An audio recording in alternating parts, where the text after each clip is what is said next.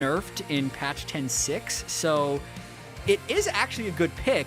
It's not great peel, which is why it's a little strange to see with Aphelios, but I think we should be seeing more Bard. All right.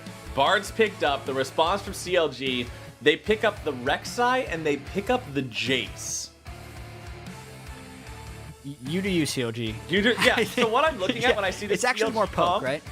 They started off by picking Rumble, who is an insane team fighter and provides a lot of AoE and just, you know, zone control and all of this. And then they have Rek'Sai and Jace, which if they fall behind, they're both completely worthless. And Varus is a champion that we're seeing mostly played for poke, so he's not going to be the greatest team fighter either. So the CLG draft just kind of seems helter-skelter to me. Yasuo, the final pick here for Cloud9. Once again, bringing the Gragas-Yasuo combo to the table. We saw them play this yesterday. A big combo coming out from those two specifically is what ended the game, and they're going to put some more practice on it here today as well. Yeah, the way I look at these comps, Captain Flowers, is it's poke versus hard engage. Jace, Rumble, Lethality, Varus, very pokey with the Tahm Kench to try and peel. And then you'll have the solo lanes both being melee for Cloud9. Yeah. It actually looks a lot more like a 2019 summer Cloud9 when Svenskeren was making his MVP push of just like, let's try and 1-3-1 as much as possible and get flanks. Looking pretty advantaged to Cloud9 to me, unless they get demolished in the laning phase by Jace and Varus. Well, the picks are locked in, and once again, we will be heading into a break. That's 5 minutes for competitive integrity. Once we're back, we're going to be casting the game right in front of your very eyes, so don't you go anywhere. We'll be right back.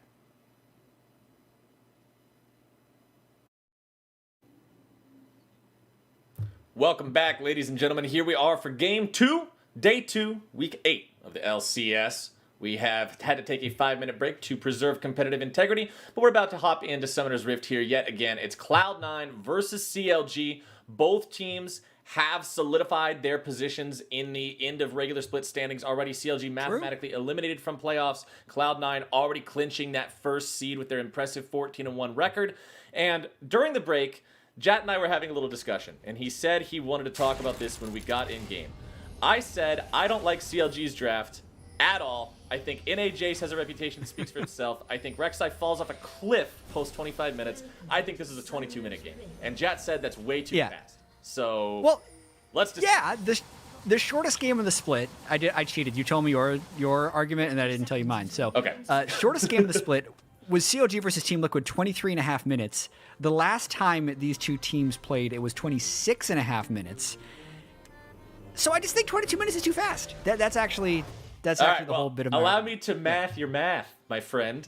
If TL beat them in 23.5 and Cloud9 is better than TL, then Cloud9 can beat them faster. This is simple arithmetic, dear Watson. They can. Here's another issue.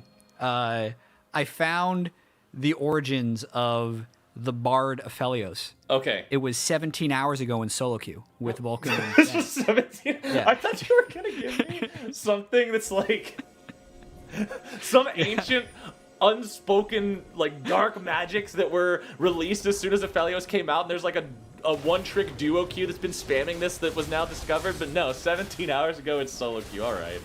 Well, they played it. Vulcan was Electrocute Bard. He went 1-7 and they lost. So he switched to the more defensive Guardian Bard, which I think is better. And we're gonna see how it plays out. All right, let's see how it goes. We got Blabber starting in his on his top side jungle here. We've got Wiggly going into Blabber's jungle too. He wants to go ahead and just grab himself some Krugs here.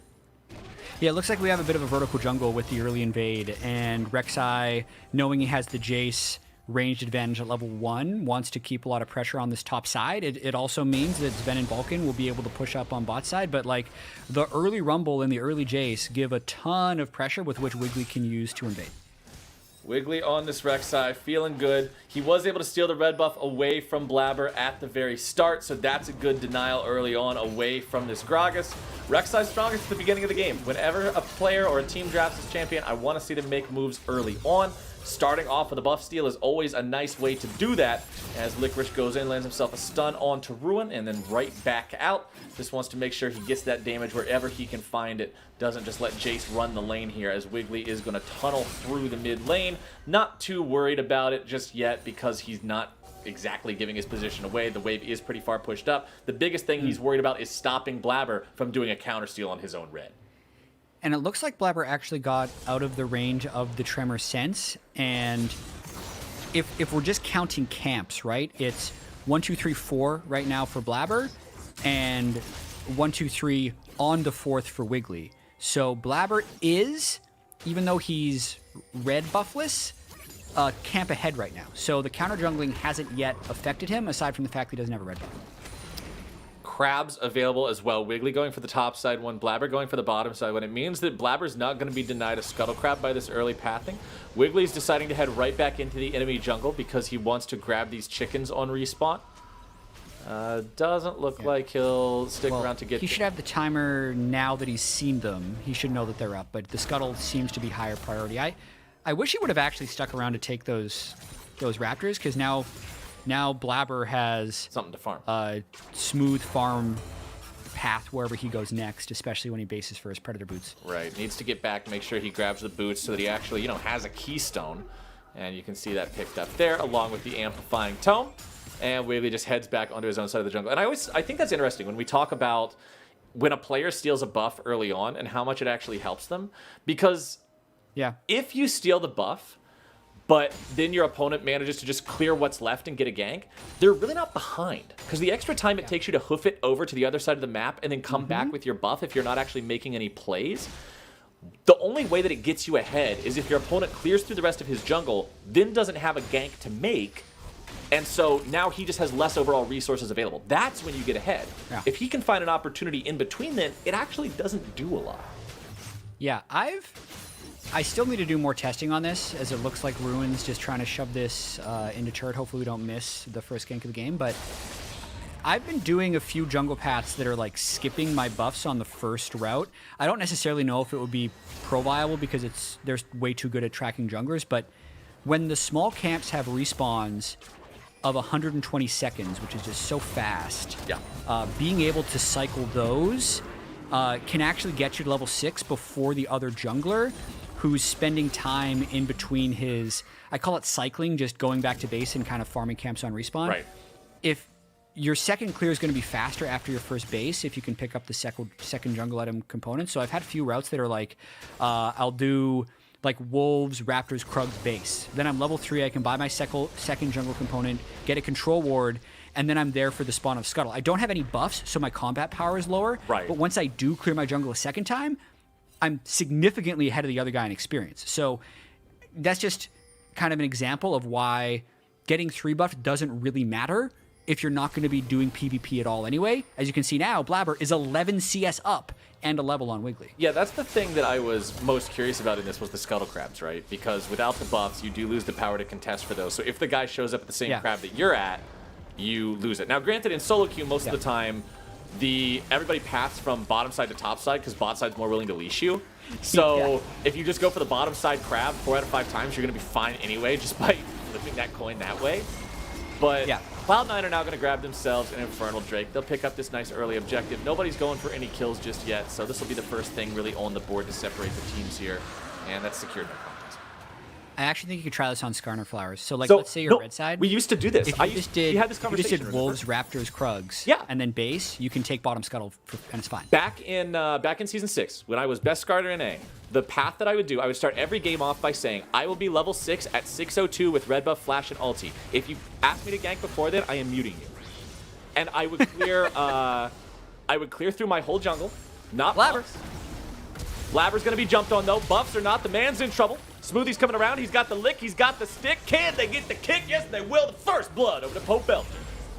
I knew we were going to get tangent in jungle and miss first blood, so I apologize for those viewers. Basically, what happened is CLG did the repeat on Blabber's red buff, which did catch him a little unawares, and honestly, these soul lanes by C9 have a really hard time establishing push, like Licorice against the Jace, and even the Yasuo against the Rumble, so it's really dangerous for Blabber to go up here. You can see he's clearing vision, they have the Tremor Sense, Pobelter just waits, and it is pretty well executed, right? They get the flash knockup. It doesn't matter that he's able to flash away because Smoothie's also made a roam, and they pick up that first blood. Good start for CLG. CLG getting the first blood on Cloud9, getting themselves an over 1,000 gold lead. But the strategy you were talking about, by the way, before the first blood broke out, that's what I used to do in Season 6. It works less effectively if you're up against somebody that's going to invade you like a Lee Sin or an Udyr, but you clear the entire jungle, no buffs, then come back, clear the entire jungle with buffs again. You would have level 6 with flash, ult, and red buff as Skarner at 6 minutes and 2 seconds. You flash ult the mid laner when he's still level 5, he dies, he gets mad at his own jungler, and then you take the Drake and you win. It's the freest League of Legends you could ever play. And then they nerfed it and you couldn't do it anymore. And I was so sad in Season 7. Blabber's making a play on the bottom side, though. He knocks Stixay back. Follow-up damage coming through, and Stixay is just exploded. Nothing Smoothie can do to save him. The lane bullying of Vulcan and Sven has actually been kind of out of control this game. Look how they've accrued an already 20 CS advantage. They burned the Devour with the Bard ultimate just to set up Blabber coming in with his Predator boots. That was really smooth by C9 to pick up that kill. C9, not one to be asleep at the wheel, making sure that CLG aren't the only team on the board here. Catching up there and making it so now Pobelter once again has to come back and answer the mid lane as Niski pushes that out. He'll rotate up into this topside river to make sure Blabber doesn't get collapsed upon as they take the Rift here. Just like that, C9, normal first Drake control, normal first Herald control. Dicey 1v1 though. Here we go. Licorice takes him down. There you go. When Jace is not winning lane, it's a bad sign, man. This is what I'm talking about with Jace. I just this is Jace. Yep. I felt like Ruin was going to be able to win this 1v1.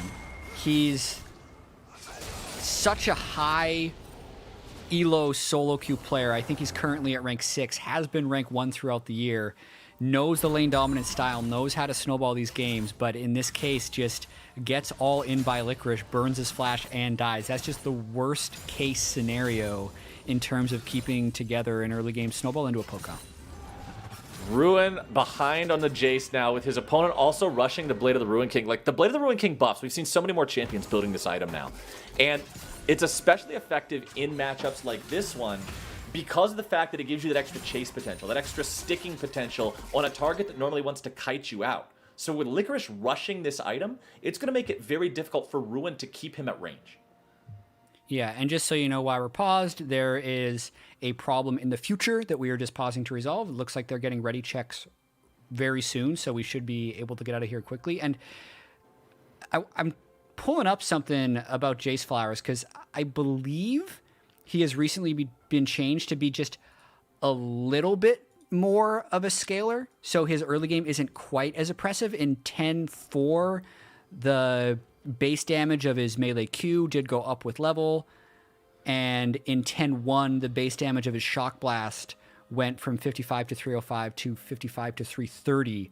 Remember, that's a 6-point ability, so it goes until level 11. So it still is something that is disastrous to die on, but I do think Jace's scaling is improved. So it's not quite as dominant early into useless late as it used to be, and it's a little bit smoother.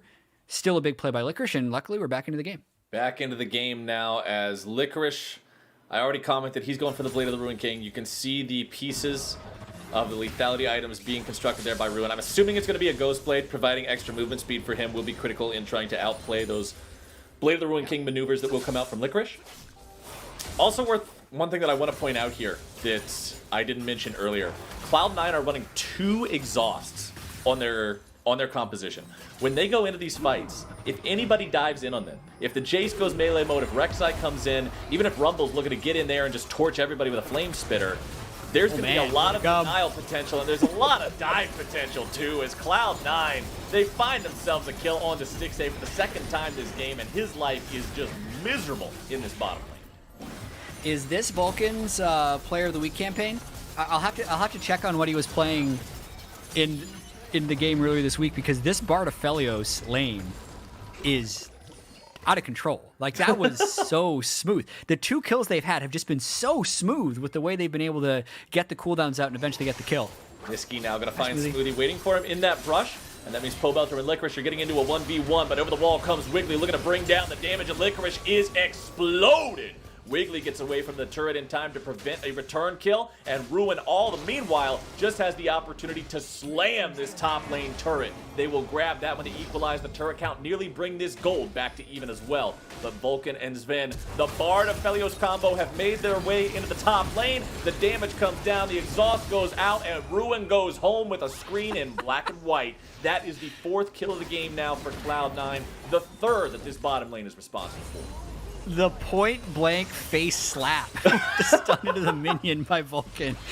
That was just hilarious to watch. Good job by Ruin, right? Like, he's had some moments in these games, you know, getting first turret. He had a bit of a comeback after falling behind early on Aurelia against Dignitas, but ultimately you look up now and he's 0-2-0 on Jace, and Sven's Aphelios and Vulcan's Bard are looking to run over this game.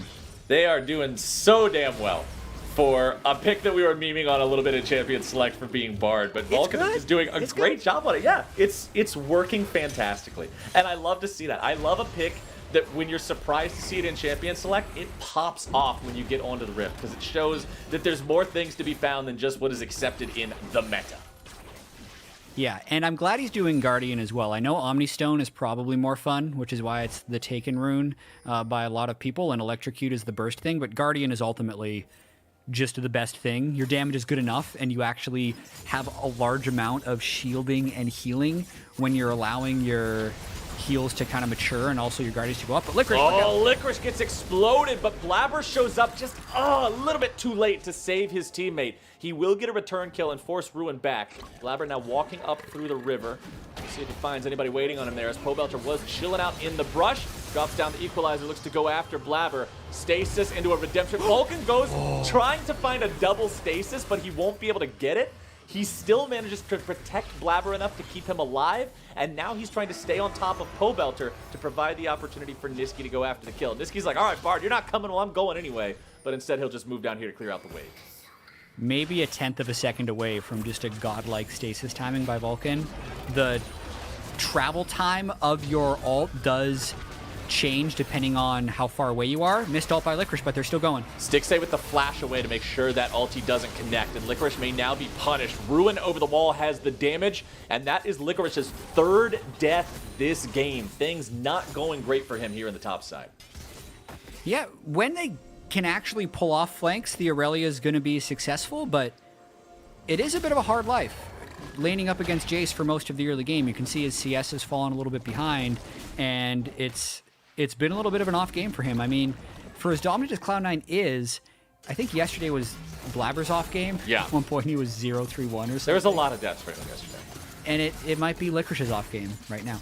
I mean, better to get him out of your system now than when playoffs start up, but we'll see if he can clean it up here a little bit. Still working towards that Blade of the Ruin King. Has the Ninja Tabby in inventory. Very effective item against a Jace Rek'Sai combo, as the two champions are going to be dealing with the most coming after you. Looking at the rest of the Cloud9 score lines, you've still got 2-0-1, the best score line for Sven here on the Aphelios. Has the Essence Reaver completed, working on that second item next. Across the board, Stixay does have Yumu's Ghostblade plus the second Serrated Dirk in inventory, but he is lagging a bit behind in CS, and of course doesn't have the same kill money that his opponent possesses either. Next Drake is coming up in a little bit over 2 minutes. Cloud9 have secured the first 2 for themselves.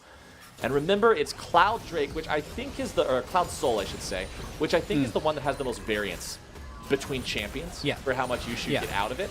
And Aphelios can get some good use out of it. Bard can get, honestly, everybody on the Cloud9 squad can get some good use out of it. You don't have any champions that are going to be rooting themselves as they all. Yeah, if CLG gets control of the game back and they're able to get it on Rumble, it's actually pretty devastating to Equalizer and then zoom to finish up burning people. High-speed flamethrower. It is interesting here, though, that CLG actually wrestled control of Rift Herald. It's really rare that C9 gives over any objectives, but the trade was actually to give Licorice a bunch of free farm on the bottom side, which for them, since he's one of their core initiators, probably worth it, as long as they're able to step up and contest the Rift Herald usage of CLG. Yeah. Ruin forced to flash away there. Vulcan goes for the ulti to set up the pick, but nice summoner spell usage will deny that. And the point about Licorice is interesting too, because when we're talking about the new age builds of Blade of the Ruin King, remember they make you strong in a duel, because lifesteal is very effective at combating damage over time. But in a team fight scenario where you can be instantly blown up by 5 people, not having the health of a Trinity Force does make you more squishy, more susceptible to that instant burst. So Licorice does need to make sure that he's not falling too far behind the general curve of the game in terms of his stat line, as the Rift Herald is summoned up here in the mid lane. This turret won't die from just a charge, so they will need a little bit follow-up damage here from Shelly. Takes it down to 20% HP or so, but that's all they'll get. Yeah, pretty useless Rift, all things considered, not even breaking up mid, with Drake up in 43 seconds as well, so they can't even use the defense as a means to get to the Drake. Luckily, though, they haven't used Rumble Ultimate or Varus Ultimate. That's going to be CLG's big opportunity with this Cloud Drake spawning in 30 seconds. It might even be something that C9 just concedes. Kind of in a weird state in the game right now where Pobelter's Rumble is powered up, and I think C9's a little bit worried about trying to force this melee pile on top of a Rumble team because they might just get wiped. He's got the double spell penetration. He's got the Haunting Guys working towards the Leandri's Torment to add the extra burn on top of the burn he's already doing. He's not in a bad spot at all. Pobelter, the savior of CLG here in 2020, trying to put yet another one on his back as CLG move towards that Drake. Again, the whole thing of Drake's, the first 2 don't really matter. It's all about getting the 3rd one because it gives you the win condition, and then the 4th one, of course, is the win condition. But Cloud9 are now coming in, and they are looking to contest it. Wiggly still staying in the pit just to make sure Blabber's not able to swoop in and steal it away, but that is exactly what's going to happen here and now. Licorice over the ball looking for the damage onto Pobelter, who's gobbled up there by Smoothie and kept safe. Cloud9 still continuing to look for a little bit more. Knockup comes through for Nisqy, but it's only onto Smoothie. He doesn't want to jump in and take that one since Wind Wall was already spent. Blabber's going to continue to chase forward, removing Ruin from the equation, chasing him back off towards the chickens, and C9 will bring themselves to Soul Point. Wow. That is not how I expected that to play out. Not at all. No one dying, and the Cloud Drake just being given away by CLG. They were in position. They have the Rumble. They have the Varus. They're the ones that want to fight. In the pit, it just seemed like they had no idea how to respond to the Bard ult, and they let Blabber just kind of walk into the pit. I mean, Wiggly... Stop Watchless Gragas and take it for free. Wiggly tried to hang around to smite fight it, but when Cloud9 just waltzed in and all of a sudden had control, he had no choice but to bail, right? Yeah. That's how it plays out. I mean, I wanted to double back on one of your points about Blade of the Ruin King because I do think it's pretty interesting how not only are they good for side lane duels, they have diminished effectiveness in team fights because it's current health damage. Yeah. So once everyone's low, they don't have finishing power, but hello. Pobelter found out here in the top lane, almost bursted down. There we go. Nisqy's now trying to survive, but he won't be able to do it, and Blabber could be punished as well. Vulcan shows up, a very nice Bard ulti onto 2 of the 3, as Blabber's still going to be chased down by Stixxay. Sven has showed up. Can the bottom lane of C9 2v3 this? The exhaust finds its way onto Sven. Smoothie's going to use the Devour to keep Stixxay safe. Piercing arrow gets shot off, and Sven and Vulcan fall back. It's a 1-for-2. Cloud9 lose out on that trade. Yeah, the Tahm Kench was really timely there from CLG, and it's kind of looking like the Cloud Soul is going to be a necessary part of C9's win condition here. How's that 22-minute win looking, Captain Flower? All right, yeah. Yuck it up. Your results-based analysis is not welcome here. Yes, I have much practice in this art. Well, all right. I will concede you were the better predictor here today, my friend. I don't see any world where this ends in 2 minutes at this point in time. CLG have actually done quite a good job of keeping pace with Cloud9 here. 20 minutes into the game, less than 1,000 gold behind the #1 team in the LCS. They got 2 turrets compared to Cloud9's 3. The big concern is that win condition Dragon Soul coming up in 2.5 minutes. Not quite an Ocean Soul, but still a permanent buff. It's going to add a lot of punch to this squad. Pobelter caught out yet again. This guy is the man that you got to look out for. This guy's the one that's keeping the team alive. He's the one who's going to get away. And Nisqy gets too aggressive and is punished. CLG collapse. Protect the president. Secret Service style. They get Pob out. And the equalizer just shredded C9 as they moved in. The big thing there was Smoothie got the Devour off at basically the last possible second. And CLG, if you don't look at the Drakes, which are still a very, very important part of this game, are looking competitive here. And dude, how good has Pobelter been? Just, it does feel like when they win, it's often just Pobelter putting on the big backpack and taking them to victory. I actually think that if they had him from the start of the split, they would be in contention for playoffs. So by no means is CLG a free win for these teams that have to play them in the last 3 games of the split. And C9, they have to find a flank. Like, the fact that they haven't been able to get behind CLG to actually get onto the carries and instead are trying these face-forward initiations that get gobbled up by Tahm Kench makes it really, really hard for them. Pobelter, it's hard to believe the guy wasn't on any team at the start of the split. Yeah. If there was ever an argument for him to make, he doesn't have to say a word. All he has to do is just link the VODs of the games that he's carried CLG and the performances that he's had on this team since being picked up by them in this second half of 2020. His performance speaks for itself. And it's really fun to see him do what he's been doing and try to just breathe life back into this team. Yes, it's too late for playoffs, but what Isaac was talking about on the analyst desk at the like before this started, where he said this team should reflect and think on, if they had Pobelter the entire time, would they be good enough to make playoffs? And if so, you have something to build from. They have a building block to work from now that is Pobelter. Whether or not you change the rest of the pieces, that's a different conversation, but this man has been showing.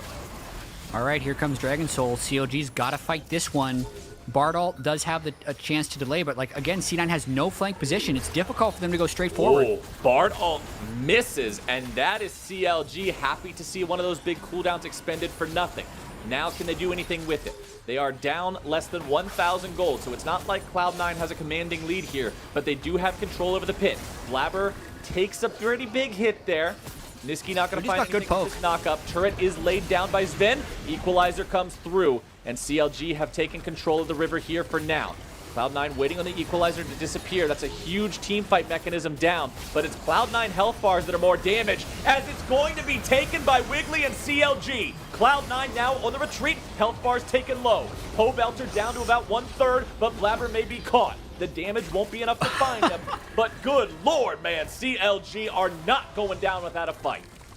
Clutch smite by Wiggly, and C9 all taking that magical journey prevents the wipe that could have happened afterwards, because the stopwatched Q from Pobelter's Rumble just did a bunch of damage. CLG, I thought maybe would try to turn for Baron after that, but in the meantime, you're seeing that if C9 doesn't get the right initiation, these fights are going to be real tough. Wiggly is the same level as Licorice's Irelia. He's going for the fight here. He goes for the execution. He will lose the 1v1, but Ruin has showed up to clean this one up. Mop and bucket at the ready. He's stunned, but Stixay is there as well. Hey, if one person can't do it, bring 2. If 2 men can't do it, by God, bring 3 of them. Yeah. Nice attempt at the heroics by Licorice. Picking up the side lane kill, and now since they sent so many down, Smoothie's just trying to get vision control. Smoothie walks up way too close to a brush that he might not have wanted to be near, but instead it's Zed who is shut down. Pobelter's artillery reigns true as Niski swoops in. The knockup allows him to establish the last breath into the back lines of CLG. He'll throw Pobelter up into the air and slam him right back down into the ground. A triple kill for the Cloud9 mid laner as Ruin brings out the hammer. He brings down the slammer, and he's got the double onto Blabber. This just turned into a game, Captain Flowers. Woo! Got something going on. Ruin is like at 2 health at the very end of that fight. So many close moments there as Pobelter was trying to burn people down. So watch this one more time. Yes, they burst Smoothie hard here, but watch Pobelter's equalizer onto a rooted Aphelios. And then C9 says, you know what? I'm tired of this. Let's just go. Let's just all press the go button. And Niski's the one who flies in. The wind wall completely cuts off so much of the damage from Stixay for most of this fight. And then he actually flashes for the kill. So Niski's off on one side, whereas Ruin's flashing on the other. And now that Niski actually picks up the triple kill, that's kind of the empowered diver that C9 needs. But you look at the gold, 200 difference. It's anyone's game. This is not what I expected between number 1 and number 10. Turns out just having that extra 0 on your rankings doesn't mean a whole lot. Sometimes you just, if you got heart, it means a lot, Jat. CLG got heart today. They're playing with spirit, man. And they are in a spot where they're taking it to Cloud9. They're putting up a great fight. Pobelter is putting the equalizers right where they need to be in team fight after team fight. And now Niski is going to be jumped on by Smoothie and Stixay. That equalizer comes down here yet again. Niski's going to take the knock-up, looking to make the outplay. He's going to buy himself a little bit more time as Blabber's taken incredibly low, taken down. Wiggly looking to grab some more damage here on a Niski, and the counter has arrived. Ruin will ruin him, and it's a double kill for Stixay. Licorice with no TP can't join that fight, so it's a 3 for 2 in Flowers. This is why you play the games. You have to play the games to see who's gonna win on the day. And you can see with C9 clearly experimenting a little bit with the Bard and the double melee side laners are finding it really difficult to actually engage on this team. And even though Ruin started this game 0-2-0, 5-2-2 now, 600 gold bounty, and is a force on this Jace. Maybe I shouldn't have dissed the NA Jace. Maybe I spoke too soon. He's got the cleaver, he's got double lethality, more swords in inventory can only mean the man is walking the path of the serrated Dirk time and time again. Let's take another look at the fight. So the Tahm Kench comes up, and Niski says, you know what, I have no flash, I'm just going to fight. He actually gets a good ultimate onto Stixay, but again, a really clutch devour by Smoothie that makes the Bard ultimate not that effective. And good lord, Ruin with the double buffs flying in through the acceleration gate with his Ghost Blade on. That is a battering ram Jace if I've ever seen it. 45 seconds, and the Cloud Drake will be alive. CLG, thanks to a clutch smite from Wiggly, managed to stave off the soul being collected by their opponents until this point. We'll see if they can do it here again. Last time it was C9 with a 1,000 gold lead. This time it is CLG, but Pobelter, the man who's caught. But Blabber lets the ult go too early. They don't find the knockback, and now they're 2 teamfight ultis down. Can CLG make anything happen from this? That's the question. Wiggly hanging out in the pixel brush. Cloud9 looking for the opportunity to go in, but Vulcan is nearly killed. That piercing arrow surely would have taken him out if it found his health bar. And Cloud9 head for the hills. CLG head for the Drake pit. That might be too much poke for C9 to deal with. The Locket Redemption on Bard is the general thing they've been trying to use to deal with the Equalizer, but Vulcan had used his Redemption earlier, just came back off cooldown, used Locket there, and CLG moving up towards this Cloud Drake. Oh, man. Funnily enough as well. What a game. They're so Equalizer heavy, the extra ult CDR on Pobelter is actually quite beneficial right now for them, even if most of the team, like the Jace, or even the Tahm Kench, like that ultimate cooldown's not nearly as important. The Rumble one is huge, and it's pretty effective for CLG right now. Pobelter's the progenitor of the 200 IQ meme. What if this was actually the 200 IQ play? Give away the useless fire and water drakes, so you can pile 4 Cloud Drakes and get mega Rumble ulti cooldowns. Well, IQ's put to the test right here. Let's see Pobelter caught out into the stasis immediately, and look at how much damage is on to Niski's health bar. Pobelter finally brought down. Cloud9, get there, man. It only took so many attempts to get him, and now we'll see if they can turn it into anything else. Sven is half HP, but he does have lifesteal. They head towards the Baron, and Cloud9 are starting it up. CLG, they kill it so fast. Without their most important character, without their best player, now have to make the call on whether or not they want to contest this. Niski can come around from behind. Last breath not quite ready. He's caught out, trying to defend himself a little bit longer, dashing in, slashing around, still looking to find the outplay, still looking to find the moves and the kill. Wiggly goes for the 1v1 against Licorice, but once again, he's not able to find it. Cloud9 now looking to find some more kills onto Stixay. Smoothie ruin the rest of CLG. Everybody's running, but Cloud9 is gunning, and they are trying to find the outplays here as Vulcan slaps him right in the face with a meat and grabs the kill. Oh, Ruin was so close to turning that fight around at the end, but it really did all start with the pick onto Pobelter and a perfect wind wall by Niski to stop the retaliation. Then just the whole rest of that fight is the chaos that the C9 comp needs to succeed in. The Yasuo Aurelia just needs space to operate, and they actually had that as the chaos erupted around Baron. So C9 actually kind of had their first good play in the last 10 or 12 minutes. C9 with purple on not everyone, but critically a couple members, and a massive swing in gold where CLG was up by about 1,000. Now C9 commanding a 3K gold lead over their opponents. We'll see what they can do with it, what they can push down. There's still 2 turrets left standing outside the base of CLG. Those tier 2s in mid and top lane, you just saw CLG pings come out on those, meaning they're prepared for a Cloud9 attack. Oh man, look at these items though.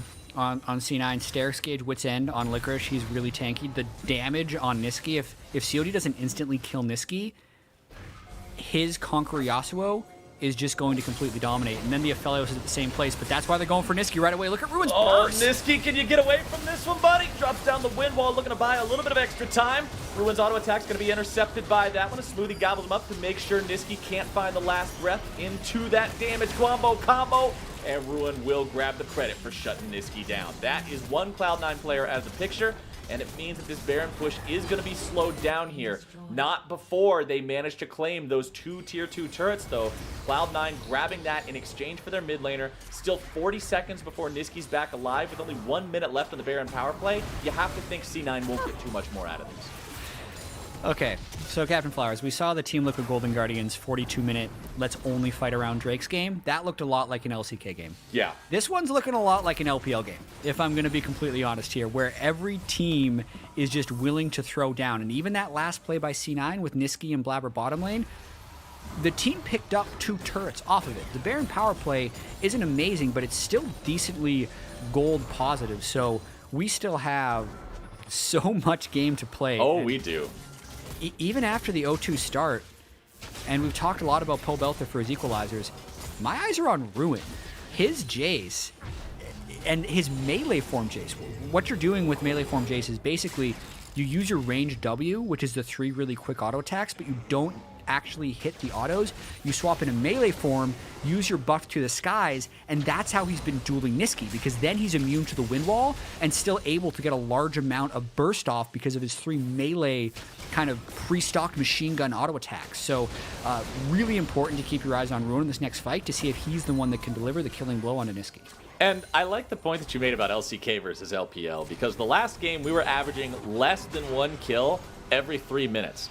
This game, we're averaging more than 1 kill every minute.